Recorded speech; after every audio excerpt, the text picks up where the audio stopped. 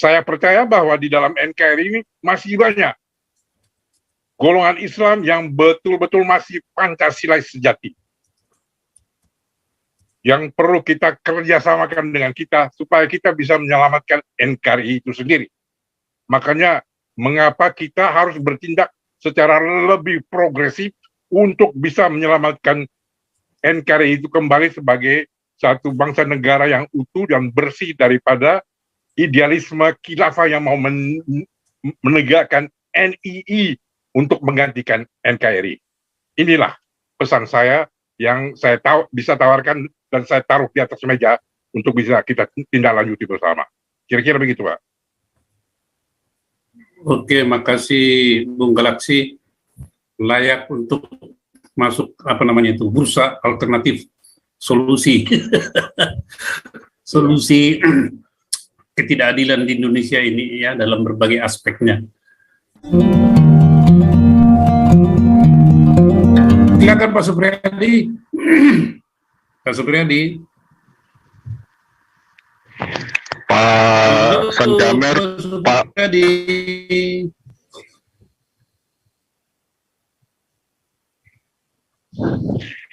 Yo, shalom, selamat malam Pak Santiamer.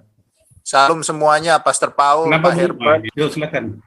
Iya, saya singkat aja. Saya sih berharap gini Pak Santiamer ya sama Pak Herbert kalau masih ada. Saya harapkan kasusnya Pak YM ini kuasa hukumnya tetap kuasa hukumnya tetap ditangani oleh Pak Sandi dan Pak Herbert lah. Jangan sampai gonta-ganti lagi lah kayak yang kemarin-kemarin yang kasus MKC itu. Kalau ini maaf ya, saya juga bukan pengacara, saya nggak sok-sok pinter, tapi menurut pengamatan saya itu yang kasus MKC itu dikerjai sendiri itu sama orang dalam itu. Aduh, itu saya harapkan beliau ini sudah bagus ini. Kalau tidak salah kan, setahu saya ini kan track recordnya Pak Sandi sama Pak Herbert ini kan orang kontras ya kalau nggak salah. Dulu beliau ini aktivis kontras ini orang-orang vokal, ini orang bagus ini, pintar lagi, cerdas lagi. Itu sih. Dan yang kedua Pak Santiago, saya juga secara pribadi saya kecewa. Saya kecewa dengan kondisi hukum di negara ini ya. Kita lihat saja ya kasusnya Pak YM ini ya, seperti apa yang tadi Kak Lisoy sudah katakan juga ya. Ini kok ngeri sekali ya Bang Santiamer ya, ngeri-ngeri sedap kalau saya bilang. Jangankan kita ini ya yang capnya Kristen lah katakanlah. Ngomong semut aja mungkin bisa dipenjarakan kita sekarang gitu loh. Ngomong nyebut nama semut aja dipenjarakan kita. Wah, ini cilaka ini saya lihat ini Indonesia ini. Ya tapi betul itu apa yang beliau sampaikan Pak Herbert itu bagus sekali ya. Kita itu beliau ini Pak Herbert ini saya kira hari ini malam ini mengajarkan kita untuk berani ya. Beliau menghembuskan roh keberanian gitu loh Pak Santiamer.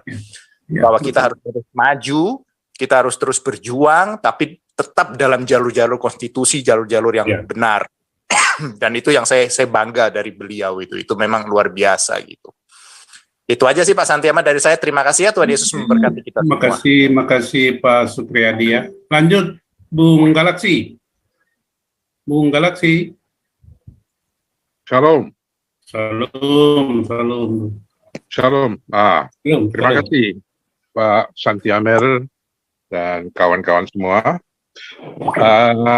Sebenarnya saya mau bicara dengan Pak Herbert mengenai satu masalah khusus, yaitu bagaimana mempersiapkan sarana untuk bisa bergerak secara formil dan punya kekuatan dan kedudukan hukum yang jelas di dalam menghadapi masalah yang akan terus berulang, yaitu gangguan-gangguan fisik dan mental terhadap warga-warga non-Kristen dengan segala macam tipu muslihat dan rekayasa yang diadakan oleh golongan garis keras ini.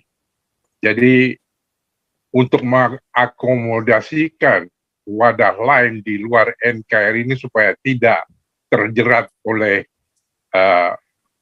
penangkapan liar dengan segala macam kasus dan alasan yang bogus, yang macam-macam alasan dari satu maksud utama yang tersembunyi, maka saya mengusulkan kepada Pak Herbert untuk kalau bisa bekerja sama juga dengan kami dari luar yang mau mempersiapkan posisi yang cukup kuat untuk melanjutkan perjuangan ini. Jadi bukan sebagai bangsa yang tertindas oleh bangsanya sendiri di dalam satu kurungan besar di dalam wadah NKRI saja, tetapi kita mengadakan satu wadah alternatif, di mana saya mau menghidupkan kembali wadah yang sudah ada dan resmi punya kedudukan hukum yang kuat dan pernah ada dan bisa kita hidupkan kembali. Itulah yang disebut dengan NIT, Negara Indonesia Timur, yang selama ini sudah bersepakat menandatangani perjanjian pada waktu tahun 48 sampai 50 untuk kerjasama dengan NKRI, dengan RI untuk membentuk NKRI. Jadi karena NKRI ini sudah diracuni oleh berbagai macam upaya dan tipu daya daripada virus garis keras ini, maka ini perlu kita selamatkan NKRI-nya itu. Jalannya itu adalah dengan mempergunakan NIT ini sebagai wadah alternatif. Jadi saya akan memproklamirkan diri sebagai pejabat sementara presiden NIT, sehingga saya bisa memberi kuasa kepada Pak Herbert dan kawan-kawan untuk mentata kembali kedudukan hukum dari NIT supaya bisa kita hidup kembali dan manfaatkan. Jadi kalau ada apa-apa, nggak perlu menunggu sampai berdirinya Batak Merdeka atau Batak Bersatu dan seterusnya, tapi kita pergunakan dulu NIT sebagai alternatif yang bisa saya kerjasamakan dengan Timur Timur, dengan Australia dan Amerika. Ini 3 serangkai ini bisa kita pakai untuk menghadapi NKRI yang sudah ditunggangi oleh garis keras. Ini satu aliran, satu posisi yang mau kita pasang sebagai kuda-kuda untuk bisa bertahan dan berakselerasi sementara kita membersihkan semua anasir-anasir garis keras di dalam NKRI ini. Karena saya percaya bahwa di dalam NKRI ini masih banyak golongan Islam yang betul-betul masih Pancasilais sejati, yang perlu kita kerjasamakan dengan kita supaya kita bisa menyelamatkan NKRI itu sendiri. Makanya mengapa kita harus bertindak secara lebih progresif untuk bisa menyelamatkan NKRI itu kembali sebagai satu bangsa negara yang utuh dan bersih daripada idealisme khilafah yang mau menegakkan NII untuk menggantikan NKRI. Inilah pesan saya yang saya bisa tawarkan dan saya taruh di atas meja untuk bisa kita tindak lanjuti bersama. Kira-kira begitu, Pak. Oke, makasih Bung Galaksi. Layak untuk masuk bursa alternatif solusi solusi ketidakadilan di Indonesia ini ya dalam berbagai aspeknya. Bung Paul, silakan Bung Paul Dere. Bos, selamat semua. Ini kan kita lagi nonton konser nih ceritanya. Oh, salam. Ya, salam. Oh, kita gitu. lagi orang kita lagi nonton konser di Indonesia. Sebuah konser yang menunjukkan bagaimana alur cerita. Tapi kan udah ada ceritanya.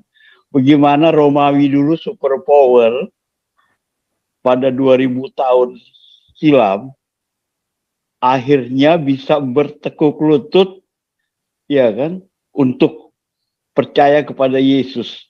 Ya, kenyataannya Vatikan itulah sebagai contoh bagaimana Romawi dulu menyiksa bangsa Israel, menyiksa orang Kristen.